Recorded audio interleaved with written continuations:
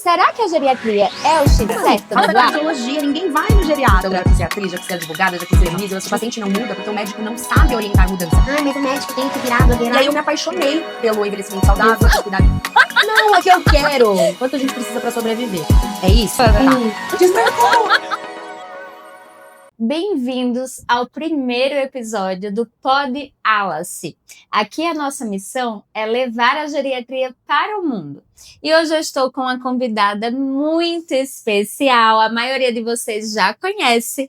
Ela é a Ana Eduarda Tânios, especialista em geriatria e envelhecimento saudável pela USP e com formação em MEV, Medicina do Estilo de Vida, por Harvard. Então aqui a gente vai conversar um pouco sobre a nossa trajetória dentro da geriatria e eu vou começar já com essa pergunta. Será que a geriatria é o X certo, Ana Eduarda? Então, primeiramente, eu tô muito feliz em estar aqui, em ser a primeira convidada desse projeto maravilhoso. Quem conhece a Andresa me conhece, quem me conhece conhece a Andresa, mas nós somos realmente uma dupla e é muito lindo ver o que ela está fazendo aqui em termos de disseminação de conhecimento dentro da nossa área. Então, sobre a sua pergunta, se a geriatria é o X certo, eu vou responder com uma história que aconteceu uma vez. Eu e a Andresa sempre fomos entusiastas da geriatria. A gente sempre acreditou na geriatria e amamos o que fazemos e sempre soubemos que a gente ia construir um caminho bacana. Mas as pessoas muitas vezes falavam quando eu decidi ser geriatra. Geriatra? O que é o geriatra? Como assim? Faça cardiologia, ninguém vai no geriatra. Ou então, geriatria não tem procedimento, com isso você não vai ganhar dinheiro. Várias daquelas crenças que as pessoas ficam falando sobre especialidade.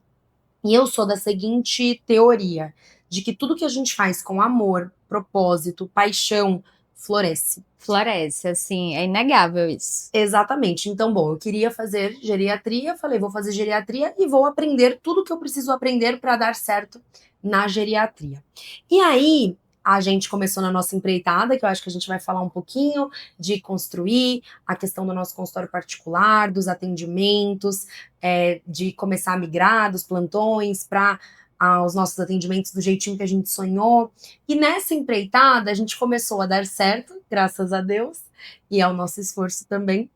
Mas numa dessas, eu lembro que eu tava com muitos seguidores já no Instagram, e aí uma pessoa que me seguia no Instagram foi num show que era de um negócio de rock, não lembro agora. Acho que era o Lollapalooza. Isso, Lollapalooza. E aí encontrou numa turma aleatória uma pessoa oftalmo que falou pra ela, ela falou, eu levei minha mãe numa geriatra. Aí ela, geriatra? Nossa, essa sim fez o X certo, porque eu fiz oftalmo e tô aqui, quando ela comentou... Oftalmo, gente. Oftalmo. Então ela comentou que tinha levado a mãe num geriatra, que no caso era eu, tinha falado, acho que, valor de consulta, tempo de consulta, tipo de consulta. E aí ela falou, nossa, mas ele que fez o X certo, porque é oftalmo. Aí eu falei, meu Deus, então oftalmo, que é uma das especialidades mais benquistas da medicina, que tá tem falando. procedimento, que tem cirurgia, que tem toda essa, como eu posso falar, essas formas de atuação mesmo, né? Isso. E que é vista como uma especialidade que dá dinheiro. Isso, então assim, o X certo pra mim é aquilo que a gente faz com amor, com dedicação, com respeito, com ética e com muita mão na massa, né?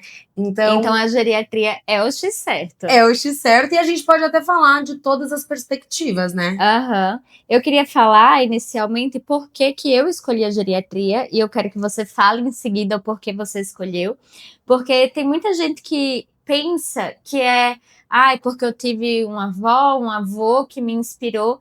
E, na verdade, eu amo tanto a vida e tudo que a gente pode construir nela, desenvolver, aprender, os relacionamentos que a gente pode criar.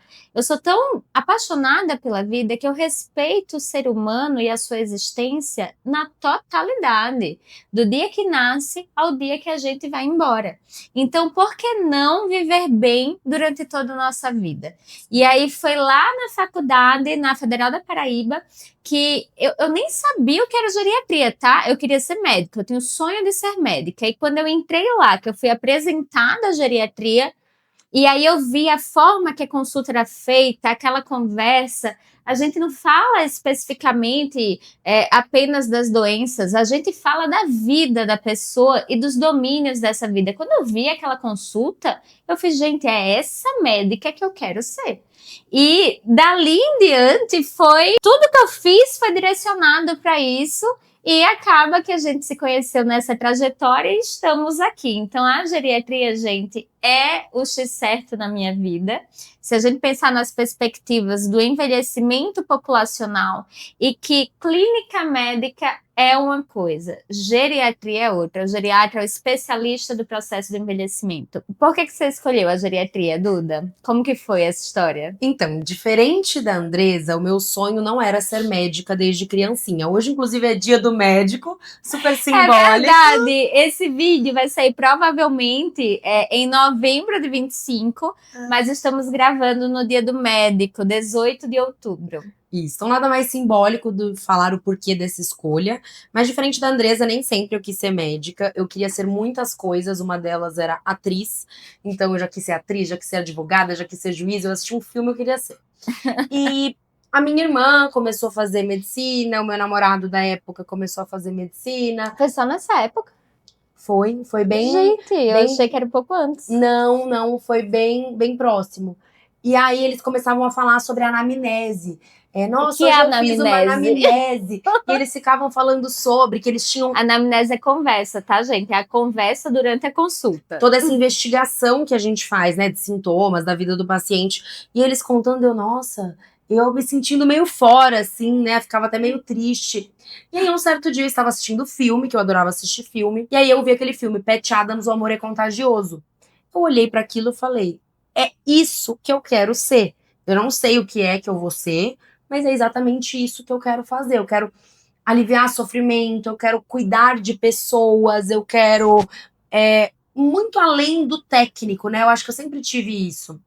E aí eu decidi que eu ia fazer medicina, percebi na faculdade que eu gostava de absolutamente tudo, então uma hora eu ia ser GO, uma hora eu ia ser endócrino. Endócrino foi o que eu mais estive próximo, né? Eu flertava com a endócrino, eu fui da Liga de Endocrinologia. Tudo que eu fiz foi de endócrino. Da reumato. Tudo. Sim, realmente, o geriatra, ele acaba gostando de várias especialidades e a gente tem o prazer de vivenciar isso dentro da nossa prática médica e mandar para os outros colegas realmente quando precisa. Sim. E não ficar aquele negócio, uma pessoa, 10 médicos, ninguém se fala e é o caos. E aí eu amava endócrino, amava estudar, né? Então era uma coisa que eu adorava. Só que aí eu comecei a passar nos ambulatórios e entender que algumas vezes a pessoa falava, não, isso é com cardio, isso é... E eu não falei, não é isso que eu quero. Como assim não é comigo? Como assim não é comigo? Eu quero entender essa pessoa como você falou, para além dos diagnósticos, dos remédios, dos exames. Eu quero entender essa pessoa, eu quero relação, né? E aí eu volto, né, para aquele filme do que me fez ser médica. E aí eu falei, vou fazer clínica médica. E aí na clínica médica eu também tive mais profundidade com a geriatria e eu me apaixonei por isso, né? E eu amo conversar. Eu amo conversas profundas, inteligentes.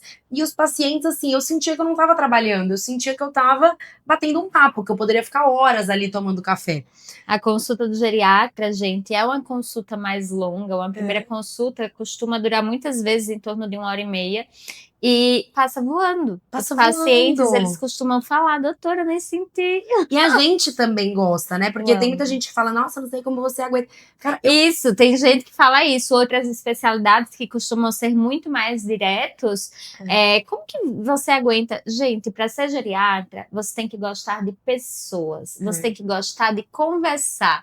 Você tem que, assim, se importar com aquilo que está na sua frente com profundidade. E aí a gente consegue fazer um bom trabalho, assim. E foi isso. E aí eu decidi por essa paixão, só que isso também me trouxe um incômodo.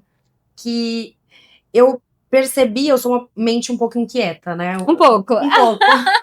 E aí eu tava lá, beleza, adorando a geriatria, fazendo a residência. Só que eu começava a achar que as pessoas chegavam um pouquinho tarde ali. E eu me perguntava, como que seria se essas pessoas chegassem um pouquinho antes? Ou seja, você via o paciente já com as síndromes de fragilidade e você pensava, poxa, se eu pudesse ajudar o paciente um pouco Um antes. pouco antes, né? Se eu pudesse ter evitado essa demência, se eu pudesse ter evitado essa fragilização, se a gente pudesse ter tido uma outra construção de vida, para mim foi um processo de construção de uma vida mais saudável, né? E aí eu me apaixonei pelo envelhecimento saudável, por cuidar de prevenção e nesse nicho aí da medicina do estilo de vida. E quanto mais a gente aprende, estuda, nós geriatras temos a oportunidade de ver diversos processos de envelhecimento, Sim. aquele que deu super certo, o que deu super errado, e saber o que aconteceu na vida dessa pessoa para que ela chegasse até lá. Então, assim, é uma especialidade que eu digo que a geriatria me faz ser uma pessoa melhor. Com certeza. Eu acho que a geriatria abriu a minha cabeça, assim, 350%. É uma pessoa antes da geriatria e depois da geriatria. Você escuta muitas histórias, né? Você escuta muitas biografias e você entende muitos contextos, você se É uma torna... perspectiva em relação à vida, mas também em relação ao mundo. Você conversar com uma pessoa de 85 anos, 90 anos, e ela falar para você como que era na época dela. E aí você pensa em tudo que aconteceu aí, né, nas últimas décadas e no que a gente vive hoje. E às vezes eu até me pego pensando, gente, e quando eu tiver essa idade, o que será que vai ter acontecido? A inteligência artificial, daqui a pouco vai ter robô andando para tudo quanto é lado. Você sabe que uma vez eu falei alguma coisa do tipo que ser geriatra é como se você estivesse dando uma espiadinha no que tem atrás da esquina. Então, gente, você consegue olhar um pouco para frente, você consegue evitar, né, algumas coisas. E o mais interessante, você se torna uma pessoa menos julgadora, sim, uma pessoa que entende as coisas em ângulos mais maduros. Então, é incrível, gente. A vida não é tão simples e a gente consegue ter essa visão, esse acesso, mas apesar dos desafios, enxergar a beleza e enxergar o que realmente importa. Então, cada vez que eu vejo aqui um filho, um neto extremamente comprometido, o laço que eles têm com os pais, com os avós, eu percebo que a riqueza, ela tá nas relações que a gente constrói. Exato. Não é no quanto de dinheiro que a gente tem ali no banco. E falando em dinheiro, porque dinheiro é importante, todo mundo tem conta para pagar, a gente tem, às vezes o pessoal pensa, né, será que a geriatria dá dinheiro, não dá dinheiro? Na verdade, o que vai dar dinheiro é o que você faz com muito amor, o que você faz muito bem feito. Eu vejo as pessoas querendo, assim, o milagre. Gente, assim, milagre só Jesus Cristo. Aqui o que a gente faz é uma geriatria muito bem feita, um feijão com arroz bem feito, como diz o Dr. Curiati. O acompanhamento próximo, os follow-ups, e isso faz com que os nossos pacientes tenham bons resultados. Não as coisas milagrosas que a gente acaba ouvindo por aí. Para problemas difíceis, não existem soluções fáceis. Exato. E aí, falando nisso, me fala, Duda, um pouquinho sobre os diferentes cenários que você percebe na atuação do geriatra. Certo. Eu acho que não existe tédio na geriatria, né? A gente concorda com isso, porque eu acabei de sair do consultório, então atendi paciente de 40 e paciente de 80. Então, com contextos extremamente diferentes.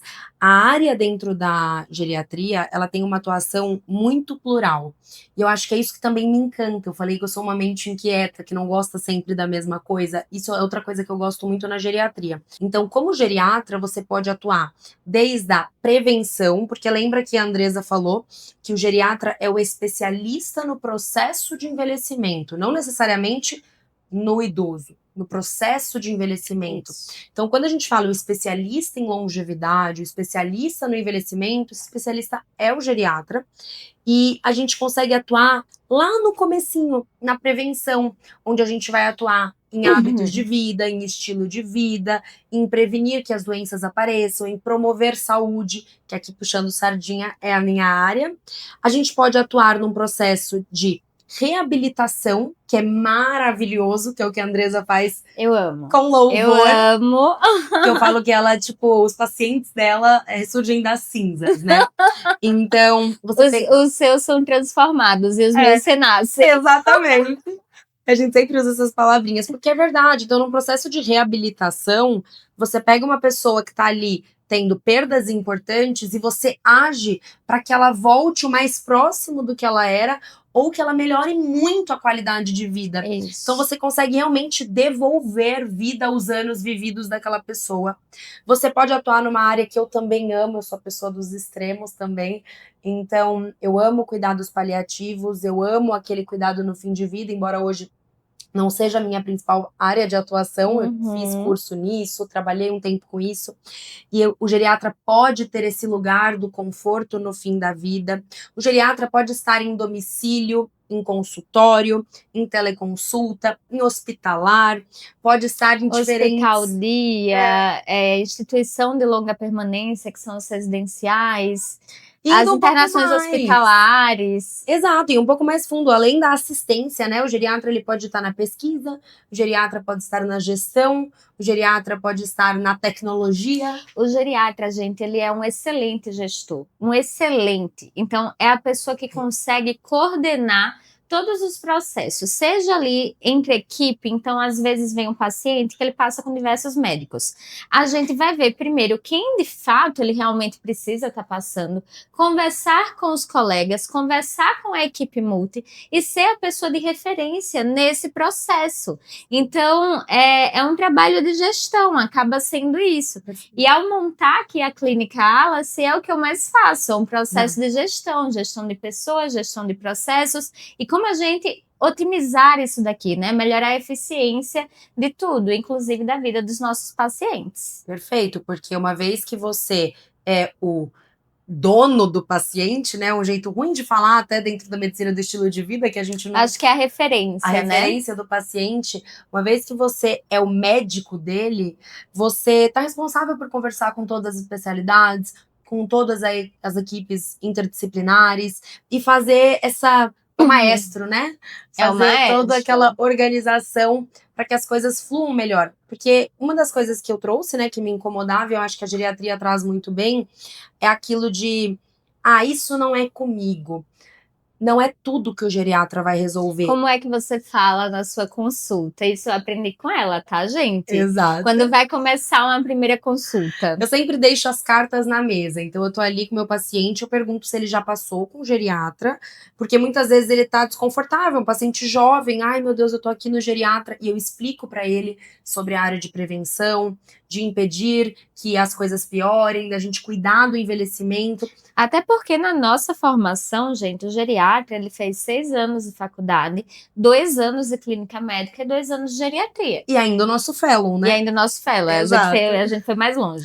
Mas o ponto é que passamos pela clínica médica, então o geriatra, ele precisa ser um bom clínico, mas ele vai além das doenças, ele enxerga muito além. Eu tava vendo recentemente ali, algum vídeo no Instagram que dizia assim, o que é um diagnóstico? É uma convenção onde vários médicos se juntaram e viram que pessoas que têm aqueles sintomas, aquelas características, vamos dar um nome da doença do que é, e assim a gente consegue, como que eu posso falar? A gente consegue catalogar e ensinar como tratar a condição. Mas aí, e o paciente que não lê o livro? E o paciente que foge um pouquinho do que está ali? Como é que a gente faz? E o paciente de 50 anos que tem algumas condições de saúde? E o paciente com 80, que tem as mesmas condições e responde de forma completamente diferente aos tratamentos propostos. Por que será que isso acontece? Exato. E o geriatra, ele vai trabalhar nisso, vai brilhar, gente. Assim, eu sou suspeita. A gente é muito suspeita, exato. E aí, só voltando do que a gente fala na consulta, que eu sempre gosto de falar para o meu paciente, aqui não existe isso não é comigo. E não significa que eu vou tratar todas as condições. Muitas vezes eu vou precisar do colega especialista, sim, e juntos a gente faz um trabalho excelente. Mas, gente, o que acontece? O paciente está trazendo algo para mim. Eu vou validar, eu vou ouvir, eu vou orientar. Se necessário, eu vou encaminhar para outro colega especialista, mas não é encaminhar e nem saber o que está acontecendo.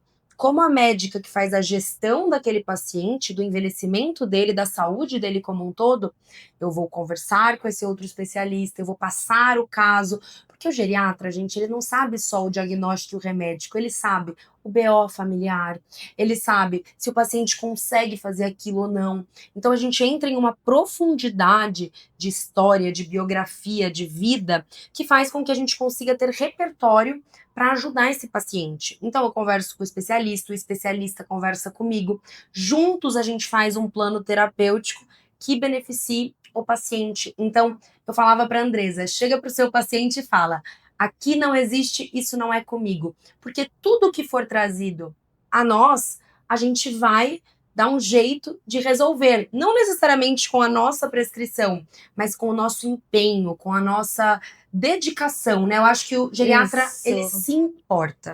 Eu acho que não é questão de você ser o melhor médico do mundo e saber de tudo. Ninguém sabe de tudo. Mas é você se importar a ponto de o que eu não sei, eu vou atrás de como resolver para ajudar essa pessoa. Exato. E assim, até hoje eu faço isso. Nas minhas primeiras consultas, eu vou, explico. Eu acho que essa parte do alinhamento das expectativas, alinhar a expectativa é essencial para o paciente se sentir confortável e saber o que esperar, como proceder. Então, a minha introdução da consulta, eu aprendi com você e eu faço até hoje. E eu acho que quando a gente faz isso, Andresa, a gente tá também educando. A gente não tá aqui com o intuito de transmitir conhecimento e fazer educação em saúde. Quando a gente fala sobre a geriatria, além de fortalecer a nossa especialidade, a gente educa sobre o que a gente faz. Muita gente não sabe.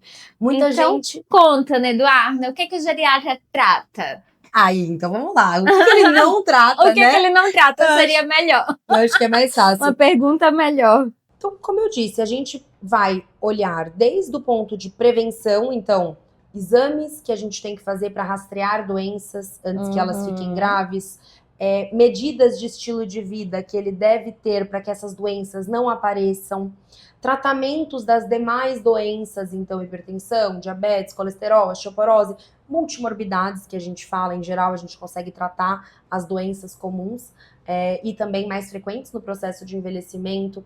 A gente consegue cuidar de quadros mais avançados, neurodegenerativos, por exemplo, um quadro demencial, Parkinson, enfim, outras condições que vão prejudicando a autonomia e a independência do paciente. A gente consegue atuar no contexto de prestar conforto, então alívio de sintomas. Desde mesmo da prevenção, a reabilitação e o tratamento. A gente consegue atuar bem nesses cenários. E não olhando só para a parte física, eu acho que esse é o ponto.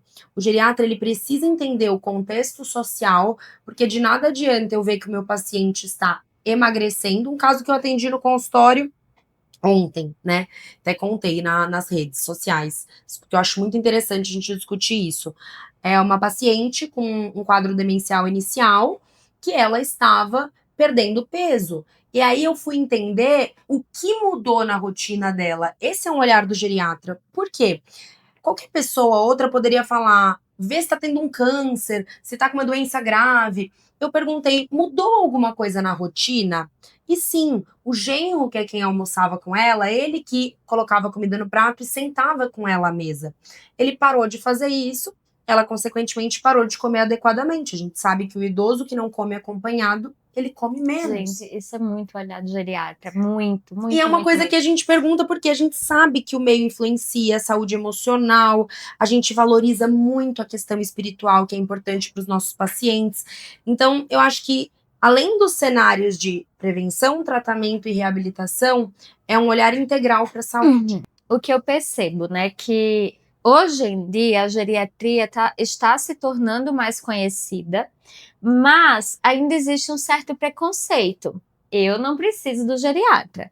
Então, assim, eu percebo que muitas vezes a gente é chamado para atender a pessoa mais idosa da família e depois acaba a família inteira passando com a gente. Exatamente, a gente se torna tipo um médico de família, que é uma especialidade também que tem várias semelhanças. Eu falo que hoje, no meu caso, eu tenho um pouquinho de viés, porque hoje eu já tenho uma comunicação muito voltada para a medicina do estilo de vida e envelhecimento saudável, por ser a minha especialização. Então, as pessoas que te procuram já são pessoas mais jovens. Já são. mas é um trabalho de luta constante. Tanto que quando eu comecei nesse processo de trazer essa minha verdade nas redes sociais, no marketing, muitas agências, muitas consultorias de marketing olhavam para mim e falavam para eu tirar o geriatra do meu nome. Gente, que absurdo. Porque eles falavam, não... Aqui é geriatria para o mundo, gente. E eu lembro que já chegaram a me falar, tira a geriatria porque dá a ideia de médico de velho. E aí eu falei, olha, mas veja bem, quantas mil pessoas falando de longevidade XYZ existem? Quantos geriatras trazendo essa perspectiva existem? Eu não quero um caminho fácil, eu quero realmente disseminar a verdade que eu acredito. Ainda que seja um trabalho que a gente faz todos os dias de conscientização, eu vejo que isso é importante, porque a gente consegue trazer essa pessoa mais jovem, a gente consegue cuidar da pessoa idosa, a gente consegue cuidar dessas famílias em todos os cenários. Então, não é sobre ficar bonito, até porque a minha luta é que o envelhecimento passe a ser bonito, que a gente tire essa coisa de ser velho é ruim, ser velho é feio. Não à toa eu coloquei o nome do meu programa de mudança de estilo de vida de programa Envelhecer Melhor, porque eu queria que o envelhecer estivesse no centro e não escondido, camuflado. Perfeito, gente, coisa linda! E aí, eu acho que coisas que o geriatra faz muito bem é a parte do plano terapêutico e entender o que priorizar. Então, a Duda, ela tem esse nicho de um público mais jovem, o meu nicho já é de um público mais idoso, geralmente com várias doenças, vários remédios, vários médicos, e chega para mim, doutora, eu não sei mais o que fazer. Então, muitas vezes é o filho que traz. E aí a gente tem que ter uma conversa longa na primeira consulta. Eu digo que é um trabalho meio que Sherlock Holmes. A gente vai investigar, a gente vai conversar para entender o contexto total. E aí, quando a gente chega lá no fim, a gente vai ter várias impressões diagnósticas, vários probleminhas que foram levantados. Mas se você quiser resolver tudo de uma vez, vai acontecer o quê? Vai dar errado. Vai dar errado. E assim, gente... A gente precisa aprender a priorizar. Então, fala um pouquinho sobre isso, Duda. Plano terapêutico e priorização de tarefas mesmo. Perfeito. Eu acho que essa é a base para uma boa medicina e a gente não sai da residência, da faculdade com muita clareza disso, porque muitas vezes a gente tem um contexto onde a gente não consegue, o paciente não é nosso, né? Então a gente não consegue ali ter aquele contato mais próximo de, eu vou resolver isso agora, depois eu vou resolver. Então às vezes a gente sai com dificuldade disso e quando a gente vai para o mundo do consultório mesmo, né, para fora da bolha, a gente precisa entender, porque a nossa vontade é de resolver tudo. Como a gente gosta de olhar tudo, a nossa vontade é resolver tudo. Mas como que o ser humano é? Se você der 1 milhão de tarefas, ninguém vai fazer nada. Então a gente vai para a pedra angular. O que eu mudar nesse paciente vai fazer com que as coisas comecem a dar certo? E a gente pode olhar isso nos dois contextos, mas no seu e no meu. Então, por exemplo, num contexto de um paciente muito frágil, é errado fazer tudo de uma vez. Não é nem que ele não vai fazer. É errado, porque muitas vezes, se você faz várias mudanças, vários remédios, você não sabe, você perde o parâmetro do que deu certo, do que deu errado. E aí você, às vezes, presta uma má assistência. Então, o ideal de um paciente frágil é que você resolva aquilo ali, apague o incêndio, aí resolva outra coisa, aos poucos, realmente, porque Por isso que você não vê um paciente frágil hoje e vai ver só 6 meses depois. Paciente frágil, ele é visto mensalmente, no máximo a cada 45 dias, e conversando com o médico pelo telefone entre esse período, especialmente se algo aconteceu errado, se teve algum efeito colateral, se surgiu alguma dúvida. O acompanhamento tem que ser perto, até a gente conseguir ir melhorando e conseguir ir espaçando de fato as consultas. Até porque ele não tem reserva para erros acontecerem, né? Então, não tem espaço. Um erro gera muito prejuízo, nessa pessoa, nessa família. Então, precisa realmente desse planejamento. E assim, esse planejamento, eu acho que o ponto importante é a comunicação. Você precisa ter o planejamento na sua cabeça e no seu prontuário, mas a família precisa entender esse planejamento. Então, ó, hoje nós estamos resolvendo isso. A nossa meta é que na próxima consulta ele esteja melhor disso, para que na próxima consulta a gente possa agir nisso. Estão todos cientes e não aquela coisa médico-centrado dele decidiu e o paciente nem sabe, nem o familiar o que está acontecendo. Então, clareza e alinhamento. E uma Isso. boa comunicação. Boa Garantir comunicação. que o paciente entendeu e sair com isso escritos, combinados, registrados. Isso, precisa ter clareza de para onde a gente está indo, né, gente? E do ponto de vista de promoção de saúde, de prevenção, mudança do estilo de vida não se faz do dia para a noite. De Então, jeito nenhum. o maior erro é eu falo orientação de maçaneta, né? O paciente chega. Eu aprendi isso com ela também, tá? Eu invento uns termos, mas que são. É a estrela da obesidade. É a estrela da obesidade, tem várias coisas. Então, o que eu vejo, né? Que a pessoa chega ali, o médico fala: você tem que fazer 150 minutos de atividade física por semana, de intensidade moderada, você tem que comer a dieta X, ele fala tantas coisas, quando ele não entrega um monte de papéis, e o paciente sai com aquilo, e ele se frustra. Por quê? Porque, obviamente, ele não consegue mudar nesses grandes passos. Então, toda a metodologia de mudança de hábito que eu construí, e ela é baseada na ciência de mudança de comportamento, ela é baseada em pequenas medidas gerando grandes resultados. Porque quando um paciente consegue uma pequena medida, isso reforça a autoeficácia dele. Então ele se sente potente para continuar fazendo.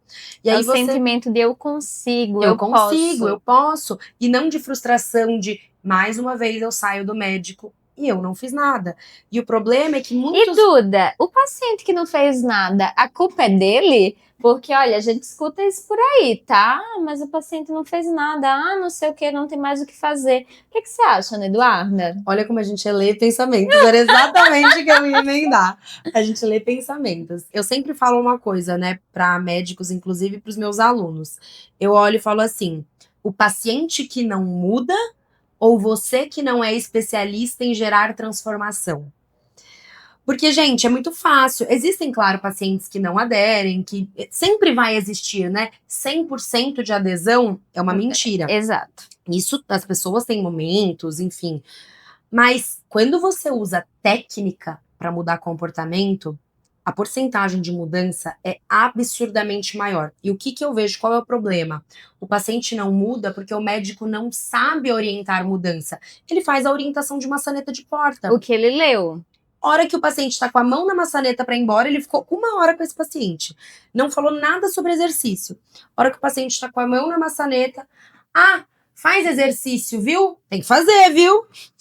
Qual exercício? Como? Quanto tempo? Qual é a sua rotina? Como a gente pode encaixar isso? E o pior, muitas vezes o paciente ouvindo o médico que não faz. Que não faz. O que também é muito ruim, porque eu acho muito importante a gente defender também aquilo que a gente vive. Eu acho que a gente traz mais força. E não é, eu acho, os estudos mostram, médicos que praticam medicina do estilo de vida prescrevem melhor medicina do estilo de vida. Então, mudança de comportamento é técnica. Valoriza, porque quando a gente vai estudar, a gente vê sempre o tratamento medicamentoso, mas o não medicamentoso está ao lado, com a eficácia e com a potência muito similar ou até maior do que alguns medicamentos. Então, assim, é algo que, na minha visão, o médico geriatra que não para perguntar sobre alimentação, ver se ela está adequada, falar sobre exercício físico, falar sobre higiene do sono, trazer o paciente para si, entender o que ele gosta, ver o que é possível, não está fazendo uma geriatria bem feita. Eu vou além. Não está fazendo uma medicina bem feita. Por quê? Cuidado, não interpretem o que eu tô falando aqui de medicina do estilo de vida como alguém que só cuida de pessoas jovens e saudáveis.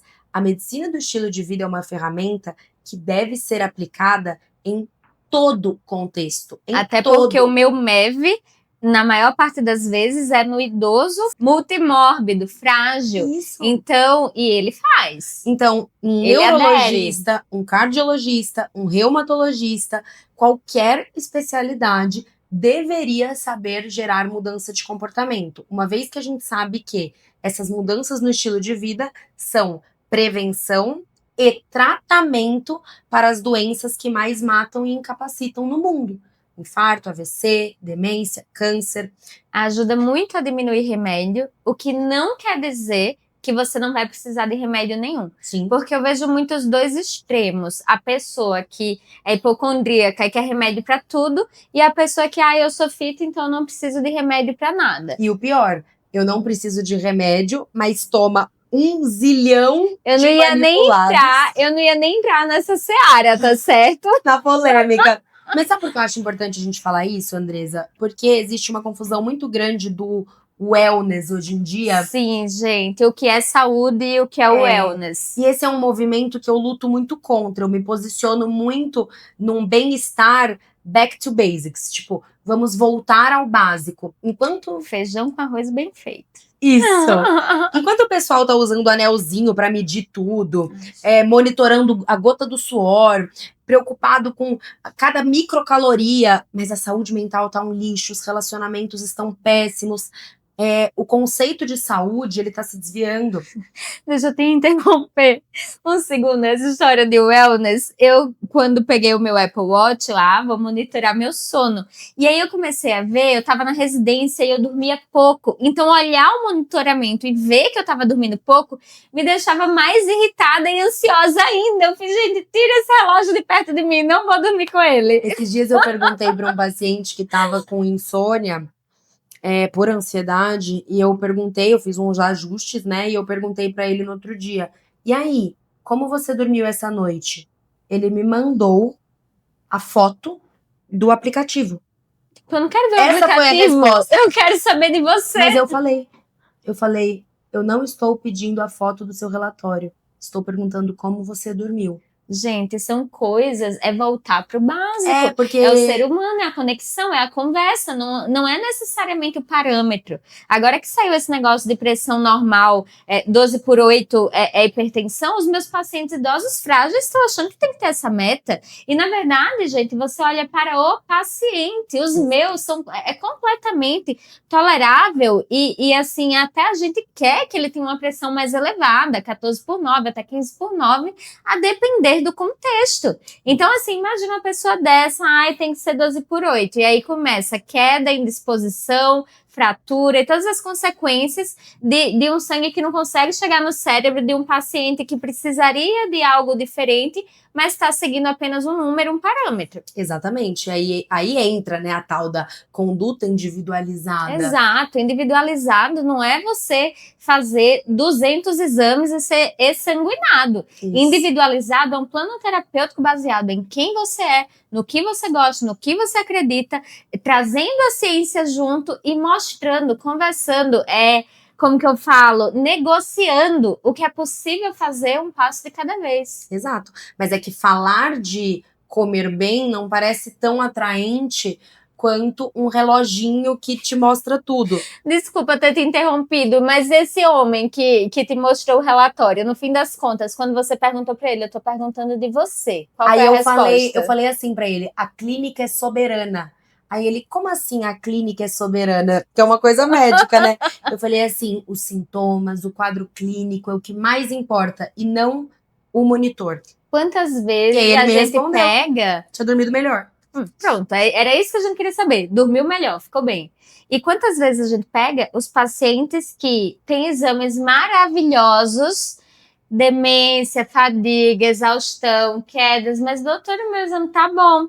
O exame tá bom, mas o paciente não. Ou exames bons ou exames ruins. Então você pega um paciente com exames ruins, mas o paciente ele tá feliz, tá com bons relacionamentos, tá fazendo atividade física.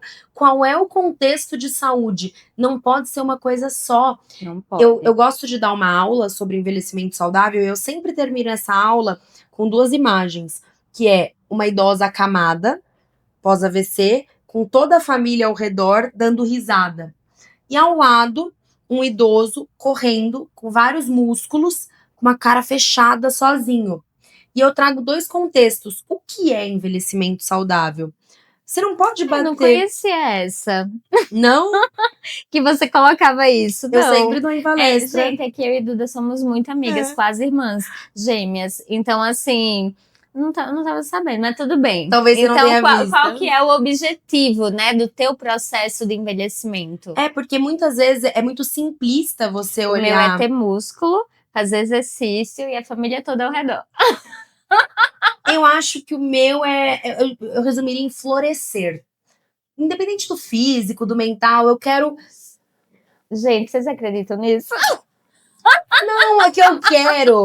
Fale um pouco melhor, porque senão até eu vou duvidar, né, Eduarda? Tá, então vamos lá. Eu O que é quero florescer pra você? continuar sonhando. Isso. Nossa, agora ela me convenceu, gente. Eu acho que é isso. Então, assim, é claro que eu quero estar bem fisicamente, e é claro que eu quero.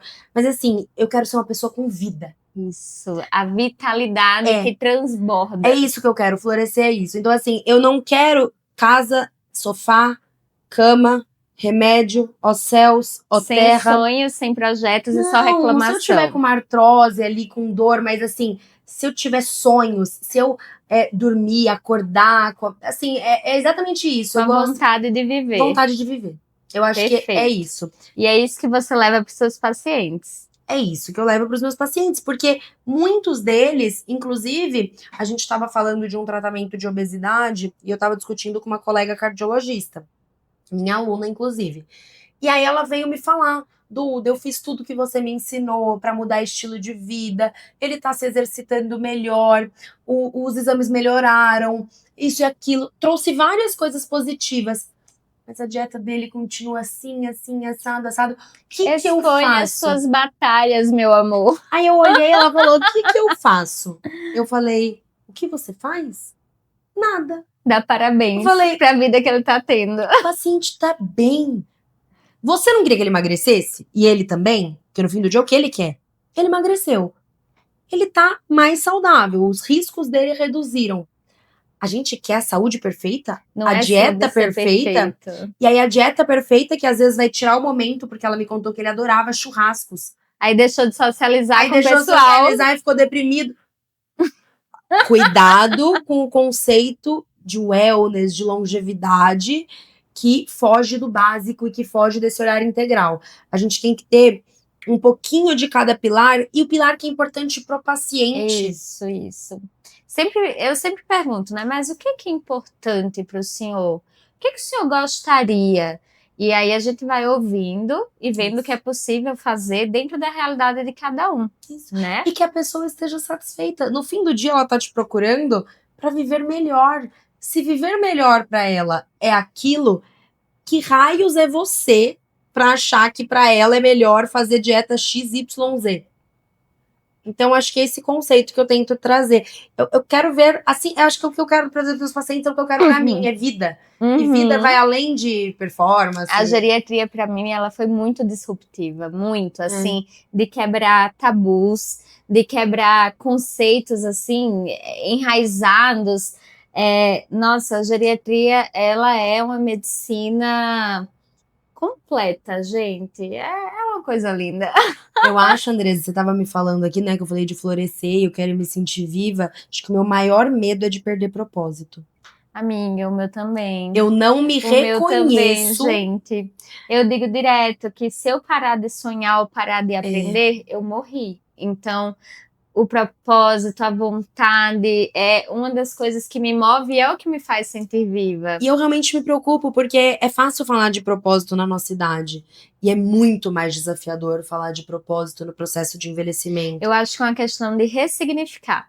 Então, assim, hoje em dia, propósito está muito relacionado a você ser capaz de fazer tarefas, executar tarefas, mas quando você tem mais idade, o seu propósito, ele precisa ressignificar. Então, a gente vê, por exemplo, grandes empresas onde a pessoa que era CEO, isso, aquilo, ela vira o conselheiro. Então, está na sabedoria, o que você pode acrescentar com a experiência que você desenvolveu ao longo da vida. Mas a grande maioria das pessoas, elas são jogadas no sofá, são muitas vezes isoladas e numa realidade mais ampla, eu falo, né? E é muito romântico a gente trazer essa ideia do propósito num conceito de um CEO, não sei o que, não sei o que lá. Mas isso se torna difícil e é o meu medo mesmo. Amiga, mas eu falo sobre a questão da gente planejar, por exemplo, uma aposentadoria. Sim. Uma pessoa que está para se aposentar, ela precisa ter um projeto, ela precisa pensar, ok, eu vou sair daqui tal dia, quais são os novos projetos que eu vou me envolver? Porque aquilo faz com que você tenha um propósito para sair da cama, Exato. entendeu? Então, as pessoas que trabalham num dia e sempre trabalharam muito, se aposentam no outro e não têm atividade nenhuma para desenvolver, são pessoas que deprimem. E não é nem atividade de trabalho, né? É simplesmente fazer algo legal, aprender um instrumento novo, aprender uma língua nova. Eu sempre vou puxando, assim, mas o que o senhor gosta de fazer? O que o senhor sonhava em fazer? Isso, o que antes, quando eu sempre falo, quando você não podia, quando você só Não tinha tinha que tempo. trabalhar, você gostaria de fazer? E eu falo, cara, eu tenho tantas vontades que eu acho que eu não vou ter tédio, porque assim, tem tanta coisa que eu quero fazer. E eu vejo, hoje a paciente que eu tava atendendo me falou que as amigas de 80 anos foram todas pra Itália agora. Gente, E eu falei, maravilhoso. certamente é algo que eu queria viver. Com certeza, com certeza. O que eu estava pensando, né? Que a gente poderia conversar um pouquinho agora sobre negócios dentro da medicina e como que a gente fez para começar a desenvolver o nosso consultório e quais foram, assim, as bases que levou com que a gente, em um período relativamente curto, de 2 anos, a gente conseguisse já estar vivendo apenas da geriatria, apenas do que a gente acredita, sem plantões, sem outras atividades e sendo, tendo ali a autonomia e a gestão do nosso tempo. Vamos falar um pouquinho sobre isso. Perfeito. Eu acho que eu e a Andresa, a gente tinha algo muito em comum, a gente tem várias coisas, mas uma delas é que a gente se recusava a sair da residência, ser bem formada e pegar trabalhos horríveis, atender as pessoas com pressa, viver atolado em plantões, sem dormir. A gente valoriza muito, gente, o nosso estilo de vida também. Então a gente gosta. Ter uma vida boa. A gente gosta de trabalhar, mas a gente também gosta de viver bem. E viver bem pra gente é dormir em casa, é comer sentado com quem a gente ama, é prestar uma medicina digna. Ter escuta, ter atenção, não ter pressa. Gente, quando eu pensava que se eu fosse para um plano de saúde, se eu fosse para determinado local, eu teria que atender o meu paciente idoso frágil em 15 minutos, eu falei, gente, em 15 minutos a gente ainda está se conhecendo, conversando, o paciente ainda não está completamente à vontade. Exato. Eu preciso de 1h30. Em 15 minutos você nem terminou a lista de remédio. Não, gente, e aí, mas na vida é assim, eu fiz, que vida? Pois eu vou construir a vida que eu quero, porque essa daí eu não aceito. E eu acho que o legal é que a gente entendeu que, por mais que fôssemos bem formadas institucionalmente, ninguém nos daria nada. Então, ninguém dá nada, né? A vida não te deve nada. Eu acho que para os médicos que nos assistem, ninguém te deve nada. Quando a gente tá na faculdade, a gente tem a ilusão de achar que quando a gente for especialista, um belo dia terá 1 milhão de pacientes brigando para passar com a gente. E não é bem assim. O que acontece é, você rala na residência, faz uma formação sólida, um caminho de pedras, e aí quando você vai ver, você se formou, cadê o paciente? Aí quem aqui tem um montão de paciente te esperando o convênio para pagar um valor irrisório e querer que você ganhe no volume, só que a medicina que eu acredito, ela não é a medicina do volume, ela é a medicina da qualidade. E aí você vê médico exausto, paciente maltratado, e o médico, gente, ele não tá exausto das horas de trabalho muitas vezes, tá? O médico que gosta do que faz, né, que decidiu fazer medicina por aquilo que a gente conversou, ele tem um sonho de sentar e transformar vidas, e melhorar as pessoas, e ver as pessoas voltando. E é uma injúria quase que moral, quando você tem que atender num contexto onde você só apaga incêndio e enxuga gelo. Nossa, é triste. E nós saímos da postura de céus, é isso que tem.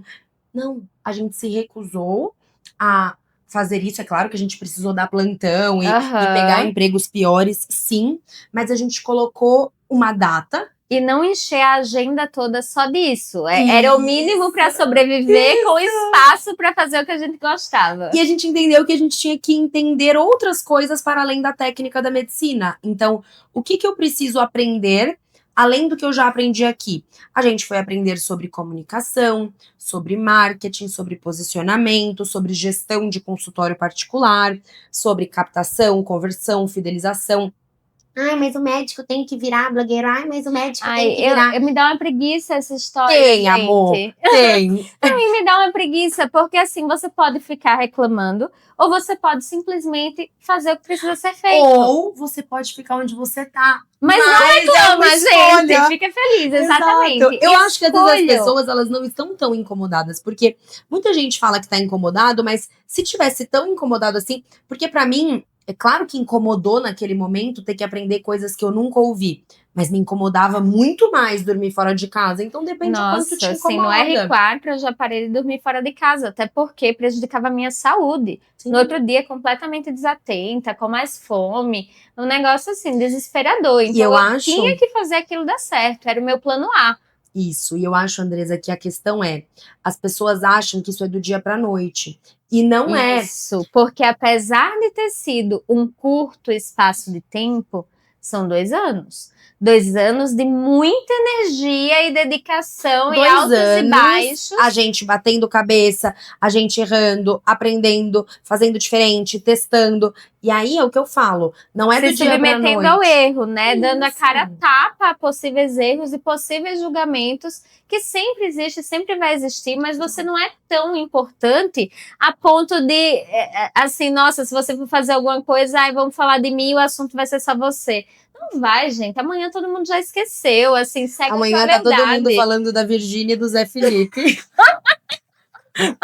Mas sabe o que acontece? Eu acho que assim, não é sobre largar tudo. Ah, então eu vou largar todos esses empregos que eu não gosto. Não é 880. E eu vou... Não, a gente não saiu comprando bolsa, carro. O que a gente falou? Quanto é que eu preciso pra sobreviver? Eu vou contar essa que é engraçado. Quanto a gente precisa pra sobreviver? É isso? Tá, isso paga as nossas contas. O restante, a gente vai sentar nossa bunda aqui e vai aprender as coisas que a gente tem que aprender pra daqui a 2 anos a gente tá num lugar diferente do que a gente tá. O problema é que as pessoas vivem na roda dos ratos. Então, corre, tá sempre corrido e não sai do lugar porque não se planeja. Então tá sempre apagando incêndio. E não tem paciência de esperar o processo amadurecer. Então eu vejo muitas pessoas que começam numa linha, aí daqui a pouco tá em outra linha, aí daqui a pouco tá seguindo outra pessoa, e você não deu tempo do processo amadurecer. Tudo que é bom exige tempo. Você lembra quando a gente sentada, a gente tinha acabado de sair da residência, aí a gente se ligava por vídeo, a gente se liga até hoje. Mas a gente se ligava sempre por vídeo e tava as duas assim, agenda vazia. Quantos pacientes tem essa semana? Desmarcou! E a gente... O que eu faço agora? E a gente assim, ó, Andresa, acho que eu vou aceitar aquele convênio. Não, você não vai. Aí, de repente, a gente fez um trato. Acho que eu vou dar aquele bandão. Não, você não vai. Aí uma ficava lembrando a outra do que a gente tinha combinado com a gente mesma. Então, não era fácil pra gente ter milhões de grupos de plantão oferecendo e a gente sentada estudando sobre marketing. Com contas a pagar. Então, assim, foi muita coragem e eu acho que a gente sabia onde a gente queria chegar. Isso faz toda a diferença, gente. Quantas pessoas não sabem o que querem? Saber o que se quer é o primeiro passo. Isso. Escolher a linha que você vai seguir é o segundo.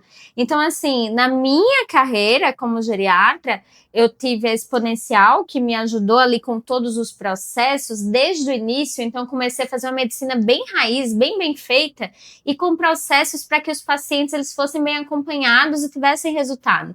Aí, em seguida, eu vi que eu precisava fortalecer a minha imagem, o meu branding. As pessoas precisavam saber o que eu fazia. E foi aí que eu fiz a mentoria da minha maravilhosa amiga, incrível, e que realmente mudou a minha vida e o meu posicionamento. Então, gente, assim, hoje em dia, eu separo 1 hora da minha semana e eu escrevo o que eu vou postar na semana. Ela tem uma inteligência artificial maravilhosa, então eu escrevo como eu penso, sei lá, eu vi que o paciente teve dúvida sobre algum tema, deixei ali para me lembrar. Vou lá, escrevo ou falo no chat como eu penso e solicito a ele, por favor, transformem o Reels na inteligência artificial dela. Assim, o negócio acontece. E aí eu separo outra hora, não dá nem uma hora, tipo 20 minutos para gravar ali o que precisa e pronto. Cumprir minha agenda da semana. Você coloca como um trabalho, né? E assim, isso tem que estar na agenda como trabalho. A Andresa tá falando é que eu criei uma inteligência artificial para os meus alunos da mentoria, para que ajude eles a criarem conteúdo médico nas redes sociais, porque é uma grande dor do público médico. Só que, meus amores, essa inteligência artificial, ela é treinada com os meus melhores conteúdos e a minha técnica de conteúdo. Quando eu comecei, parece aqueles velhos, né? Na minha época, não tinha isso. Eu fui fazer 200 horas aula de curso de marketing, eu fui aprender, eu fui fazer marketing ruim, eu fui errar, para depois hoje entregar assim, ó, mastigadinho e... Mastigado, assim, o resultado que a gente vê das meninas que entram agora, até mesmo assim em relação à quantidade de pacientes, como agir, como fazer os processos. Gente, assim, se a gente tivesse isso naquela época, a gente já estava mais longe ainda hoje, Exato. Né? E eu acho que uma coisa que a gente foi feliz, e a gente é feliz em cada etapa do processo, comemorando todas as micro-vitórias e sendo grata pelo que Deus oferece pra gente todos os dias. A gente tem uma foto onde eu tava com 2 pacientes particulares, e aí a gente tá tirando assim, na residência. Ai, eu tô assim com 2, e você tá com 0, que você ainda não tinha. Eu não tinha começado ainda. Não. E a gente tava tão feliz. Imaginando as coisas que iria fazer. E há um ano e pouco atrás, você tava me gravando no shopping pra fazer os meus vídeos na internet. De uma forma super amadora. De uma forma amadora, com o microfone péssimo caindo. E você me gravando. E... Veja, a gente tava rindo. Dando risada. Então, eu acho que as pessoas confundem linha de chegada. Como a gente falou, a gente ama aprender. Então, a linha de chegada pra nós, ela nunca chega. Ela nunca chega. Se você for o tempo todo sem paz, sem alegria no processo... Por exemplo, a gente tá aqui, a gente tá feliz pra caramba. A gente não tá preocupada. Ai, será que esse episódio vai o que dar vão resultados? Falar, gente, o que vão falar? Será eu tô trazendo aqui, né? A gente tá trazendo a nossa verdade. Ou será que o podcast vai dar certo? Meu amigo, a gente só tá curtindo pra caramba. E acho que quando você traz essa leveza, é isso que eu vejo das minhas alunas. As que têm mais leveza no processo, por isso que eu ensino tanto isso, elas têm mais resultado. Inclusive, eu tenho alunas maravilhosas aqui da Clínica Alice. Sim, gente! Que são excelentes médicas. E que vão fazer podcasts comigo, tá? Exatamente. Então, vocês vão ver, gente, a ideia desse podcast é que a gente traga conteúdos em geriatria e em outras áreas paralelas ao cuidado do idoso e da pessoa de forma integral, com a medicina muito ética, muito bem feita, com escuta, com carinho. Então, essa é a ideia, que seja sempre uma conversa. Eu acho que a gente agora já está caminhando para o final. Então, eu vou pedir para a Duda deixar aqui como que vocês podem encontrá-la, tá certo? E, gente, se vocês encontrarem, pode ter certeza que esse encontro vai mudar a vida de vocês.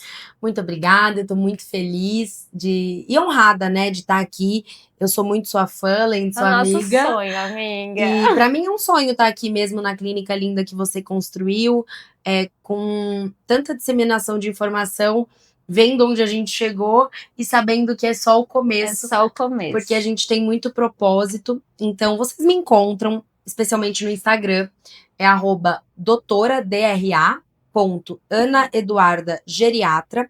Ali vocês vão ver muitos conteúdos sobre medicina do estilo de vida, envelhecimento saudável, especialmente também para médicos que querem conhecer mais sobre essa área, que querem aprender a se posicionar nas redes sociais, que querem aprender a ter pacientes particulares e prestar essa medicina digna, não só para o paciente, mas para si mesmo. Então ali vocês conhecem o meu conteúdo, tem contato para agendamento, tem formulário para aplicação para médicos que queiram viver dessa medicina, que a nossa equipe está sempre avaliando, e é um grande prazer.